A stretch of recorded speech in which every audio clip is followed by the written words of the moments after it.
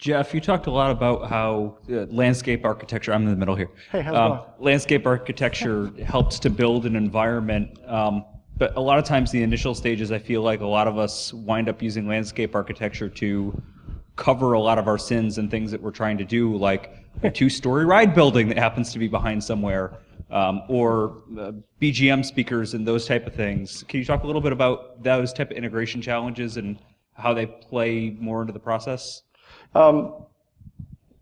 Yes. Through the concept phase, as a landscape architect, you have an idea of how the views are going to occur. Then during the construction phase is when it all goes to pot. So, and the beauty of a landscape architect or landscape architecture, and the worst part of it is you're the last guy on site. So, best laid plans will always fall apart during construction. And no matter how much you plan for site angles, you will always have to go out on site and readjust your landscape material. And at some point with a 2-story show building or a 6-story show building, how do you want to frame the guest's view as they're walking through the path? In the old days, the only way to really do that was to be out on site and walk around. Nowadays, we can model an entire park 3-dimensionally and figure out where trees can be placed to create those sight lines. Now, that being said, something will always get screwed up during construction, and you'll have to go out on site regardless. However, you can use that 3D model to really kind of set up your views. So, and then with background music, wayfinding, signage, and all of that, the best thing you can do is integrate as much into your documentation of the project, and then when you get out in the field, you're always going to have to move something here or there.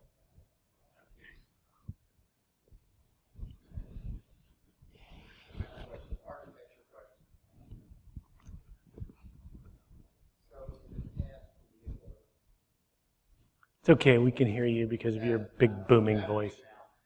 So, in the past, even the recent past, we've seen many buildings being built as square boxes. And lately, I've noticed that there are many architectural firms that are bringing more organic shapes into their designs. What do you see as the next sort of movement beyond that? And third. That's to me, I assume? Yep. Yeah, the phenomenon you're talking about has been not so generously nicknamed blobitecture. It's a couple points of view regarding that. One thing is tools emerge and develop, and then we kind of build or explore what we can do because of them. And that was one of the things I was pointing out with some of the modernists. A lot of other things have happened, though, and I think we're living in a fascinating time because in some ways there is no general there. There's no general movement of any kind. In fact, some architectural firms, Morphosis on the West Coast, I'm thinking of years ago, founded their identity on a philosophy of architecture, which is not to have a philosophy of architecture. I mean, the whole idea is make something pleasing, but not have a theory, not have a distinct approach, so to speak. But I think the most recent thing that has already begun, who knows what's going to really happen in the future, but I think the most promising trajectory, so to speak, is, and this is one of these words that you could do an entire session on, we use it too loosely, etc., but sustainability. And if you think of that, it's far, far bigger and more subtle and complex than green design or LEED certification, etc. I think the guiding idea here comes from people like Glenn Murcutt, various traditions that seek to reclaim in a modern idiom traditions about placemaking that have been much, much older. I actually see in the future more of a recovery of that kind of thing rather than big theory and big flashiness. So Zach and Abby, have either of you ever had to light a building like the kind David is referring to? Have either of you ever worked for Zaha Hadid or Rem Koolhaas or somebody who you just know at the beginning is just going to make taffy out of steel and concrete? And what's it like? Well, but whether it's a potato chip or saltwater taffy or. Can you hear me okay? Regardless of what the form is, it still actually has to come back to the story. So at some point, it could be a potato chip, but if the potato chip actually wants to recede and just wants to be a contour in the horizon of what's there, you may not actually want to light it. There's a time that the architecture may actually be some implied contour to what winds up being the site landscape. So it just doesn't want to be the hard edge. It doesn't mean because it's there you have to light it. That gets back to the editing we were talking about before. Regardless of its shape, is not the importance that it takes to light it. It's the context in which it needs to be seen in the story, in the landscape, in the ride, all of those things together. So I bet at least half the crowd was kind of intrigued by your little retail story of evaluating the dominant male who walked in, and and the lighting effects weren't. So do you see a time when we're going to walk into a store and the retailer is literally is from a computer point of view surveying everybody in the store and trying to determine the best sales position by using lighting? That's going to open up a conversation too large for a question and answer. And it's got a lot more to do with a lot more than lighting. I mean, in every kind of commercial aspect now, people are tracking and able to track your movements, your choices, your viewing habits more carefully. And so that's the debate about privacy versus what is the advantage to you of having all that information out there. I mean, we know that's happening in advertising. So potentially if someone can, again, I presume for business they will if they think it. I mean, what they did find in those studies is that when they got it right for the personality type, they stayed longer and they shopped more. So if the question is, will someone try to do that? I'm going to guess that they will.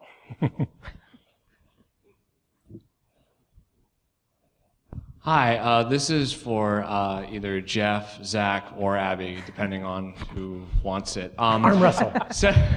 So I went to a Halloween event at a theme park for the first time last week, and when the sunlight went down and all the lights went on in the space, it was a little overwhelming. So I was wondering, is there a risk of sensory overload if you were to take, say, if you're going to make a real spooky environment to convey scary emotions? Is there a risk of sensory overload if you were to pair a dead tree to get people scared with a really, really imposing red light or something along those lines? I think the more you can scare somebody, the better. I mean, that's why you paid the extra dollars to get into the park afterwards, is to be scared. So the more you can do and set the scene to scare somebody, that's what you do. And but nothing creates, I think, mood and atmosphere, especially at night, than lighting. But that being said, what you have to do is you have to put in the hook. You have to do the setup and the hook. So you can't be scared all the time if you're going to scare somebody. So you have to get to a point where if it's the red light in the tree, it's because you've come around the corner where there wasn't a red light in a tree.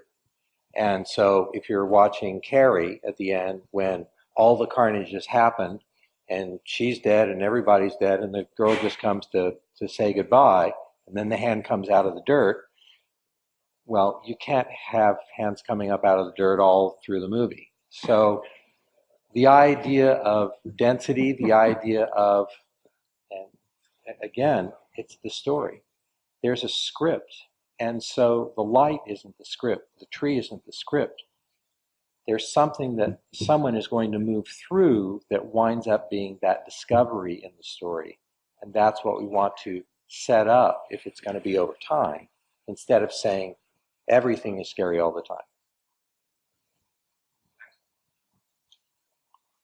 Anybody else? Oh, no. Got one in the front and one over here. I just had a question about landscape and lighting, sort of a combined double whammy question. When an area first opens and the landscaping is installed and the lighting is installed, as Jeff mentioned, over time we do see the landscape grow up and change and it's modified to fit the environment. I just was wondering, in regards to lighting, do you find yourselves occasionally on maybe a project having to, or coming back in the future and having to reevaluate the lighting of an area based on just like the agriculture that's grown in, or just the kind of plants and trees, and once they've grown up, more lighting is installed, it's changed, it's modified, moved around, etc.? Go, Abby. The short answer is, of course, yes. You know, in talking about landscaping, you heard that landscaping is supposed to look good 25 years later. For lighting, especially at the time when I was doing all theme park work, they would say when you finish your project and it's about to open, turn back and take a really good look, because it's perfectly just how you touched it. And probably even a month later, you know, something gets knocked, or, I mean, all spaces evolve, so part of what you're describing is maintenance. Part of it's that in anything with a living, evolving space, you hope to have the chance, the maintenance, the owner support to go back and maintain it. And we've talked so much about design and not about process. You know, in a good process for design, whether it be your specific question about landscaping, but many other things that have technical elements, part of what we try to do as designers is put in place what that process is going to be as part of the conversation at the time that you're building the project and opening it. For things like maintaining LED as much as a plant growing. Mm-hmm. I worked on a project, it was a resort project, and we thought it was really cool to put the pool lights in the tree. So in Florida, there's a certain code that you have to have for light on the water, surface of the water. Well, in 3 years, those trees grew, so the lights never worked. And so we had to go back and reevaluate how to light the pool properly. So, as she was saying, it's an evolving process, and much more to think about the problems that are going to occur 3 to 4 or 5 years down the road, and prevent them from happening than just waiting to see what happens. So, Chris, you still have a question?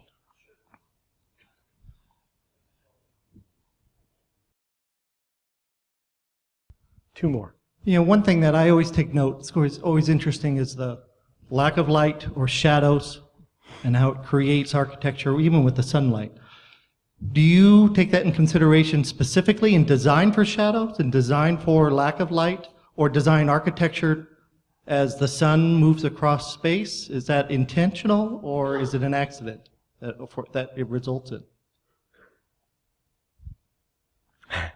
Well, stumped ya. I hope it's intentional.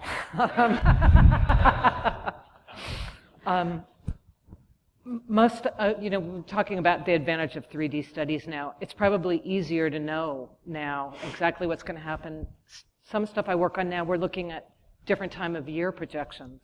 We know not only does it change, but it's going to be different in December than June. I think everybody talked about how how spaces shape light, how the interplay of objects and light through it is part of the language we use with landscaping, with buildings, and hopefully those putting up the object, those of us adding or choosing not to add light to something, are collaborating in a way that makes that a complete statement. And I think this is where, again, in trying to get these collaborative stories working together, materials, surfaces, have an awful lot to do with what it is that you're perceiving.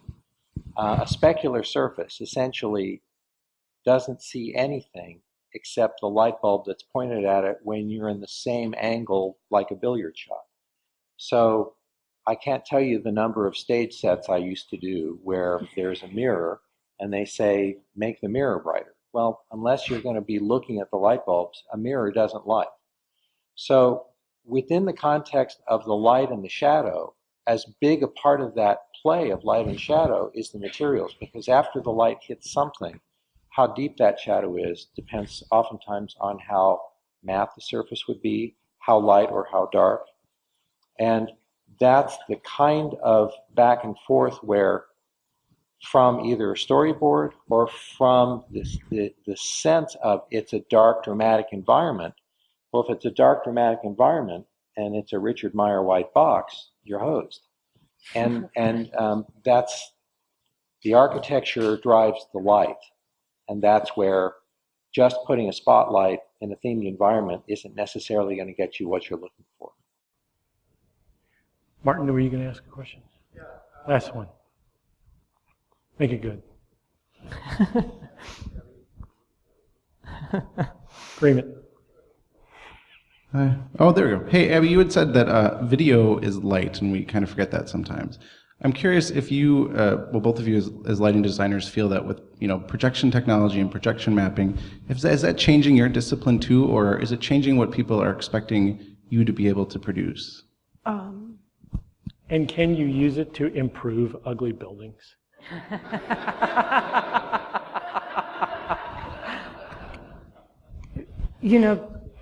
I can think about that on so many levels. One is that in all of our design world, there's fads. So for a while, everybody wanted everything projection mapped. We'll follow that road till we're so bored of it that nobody wants to see that thing again. And there doesn't seem to be any way to avoid that curve. In terms of what, just at the same time as all these technologies have come along, projection along, so a reflected light image that has image in it, a projector, or an output device, we have very fine LED now. They're both still adding light to a surface, reflected or emitted. They're just part of a toolkit. So I think for everything we do in choosing what elements go into any environment we work on, you're trying to choose well. So usually we welcome a new tool and hope to use it judiciously. And everybody's expectations usually are for the next shiny thing that they saw. And if you're lucky, you work with wonderful, imaginative people that are going back to the core of what you're trying to do in a space. Which I think, again, we all keep heading for the same thing, which is it's the core of the story is what you're, the unspoken S word in your... And I do think that one of the differences is LED video walls, which used to be their own specialty and their own focus, and then light that we bring to bring plasticity and form. One of the differences that's happening is the graphic, when the graphic becomes the light source, to some degree the technical problem is it's actually limited with all of its ability. In some ways it's limited something in that by pushing light out and by being a video array, probably in a certain area, some of which can be controlled, there's a point where the graphic that you were going for is now implying the light in the room at the same time. For all of its technological advantages, you may be killing an effect because you're kind of splatting light from the graphic that was actually in some other way might have been able to be controlled as a graphic and then have another layer of light in front of it. Now that graphic that's emitting light is actually making it a little harder to control some of the rest of that environment that the graphic happens in. It's a double-edged sword. But that should be one of the elements in your design that you're using. And when we talk about video, I am not most of the time at this point envisaging a rectangular screen that looks like your TV. With that image of the silo, points of any kind of source now can be something which we send programmed mapping information through. So I'm almost always now thinking of something that's distributed, unexpected, not necessarily made out of a contiguous LED screen. And I'll still describe that as video or lighting in the same kind of way. So as these guys leave the stage, please join me in thanking them, and I'm going to defer to Aram and Stefan. Thank you.